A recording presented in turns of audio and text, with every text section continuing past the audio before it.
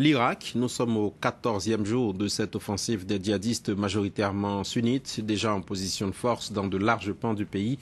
Ils ont engrangé ce samedi une nouvelle victoire. Ils se sont emparés d'un poste frontière entre l'Irak et la Syrie, celui d'Al-Qaim, à 340 km au nord-ouest de Bagdad, dans la province d'Al-Anbar. Anne-Sophie Lemoff, vous êtes notre correspondante en Irak. Anne-Sophie, que représente la prise de ce poste frontière ?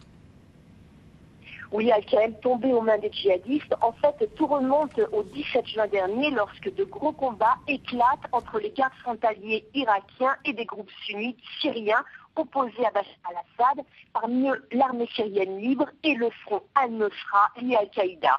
Donc ils s'emparent du poste frontalier. Puis hier, coup de théâtre, l'EIL, beaucoup plus radical, qui est en guerre ouverte contre l'ASL et al-Nusra, mais qui dispose de moyens plus colossaux, leur reprennent des mains le poste frontalier.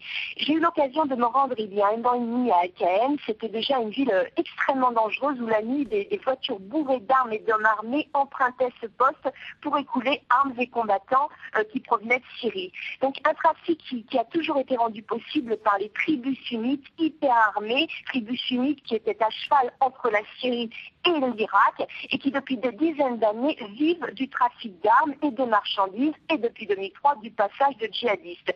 Des tribus qui régulièrement menaçaient de tuer les gardes frontaliers et leurs familles s'ils ne fermaient pas les yeux sur ce trafic. Alors aujourd'hui, l'EIL est sur le point de mettre la main sur les 600 km de frontière avec la Syrie et ces militants islamistes disposent d'une vaste zone de libre-échange où les armes, l'argent, les combattants, tout leur arrive sans grand effort de la Syrie. L'EIL peut désormais continuer sa marche vers le sud du pays sans crainte de manquer de logistique. Les djihadistes, Anne-Sophie, qui se seraient emparés d'une ancienne usine de fabrication de produits chimiques, info à prendre avec beaucoup de précautions. Oui, une information qui n'a pas fait en fait les gros titres, mais qui inquiète vraiment. L'EIL se serait emparé le 20 juin dernier d'une ancienne usine de production d'armes chimiques, la base de Moutana, située à 70 km au nord de Bagdad, une base datant du régime de Saddam Hussein qui avait commencé à produire du gaz moutarde et sarin dans les années 80.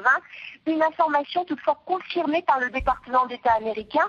Alors la grande question qui se pose, la base contenait-elle encore des agents chimiques capables d'être transformés en armes bactériologiques? Washington en doute et précise en fait qu'il y a peu de chances que ces insurgés islamistes soient en mesure de produire des armes chimiques opérationnelles en raison, disent-ils, de la vétusté et de l'ancienneté des produits pouvant encore s'y trouver. Mais du côté des autorités irakiennes, Nouri al-Maliki, le Premier ministre, a plusieurs fois tiré la sonnette d'alarme au cours des derniers mois en affirmant que l'État islamique en Irak et au Levant voulait à tout prix se doter de l'arme chimique pour mener des attaques sur le territoire irakien.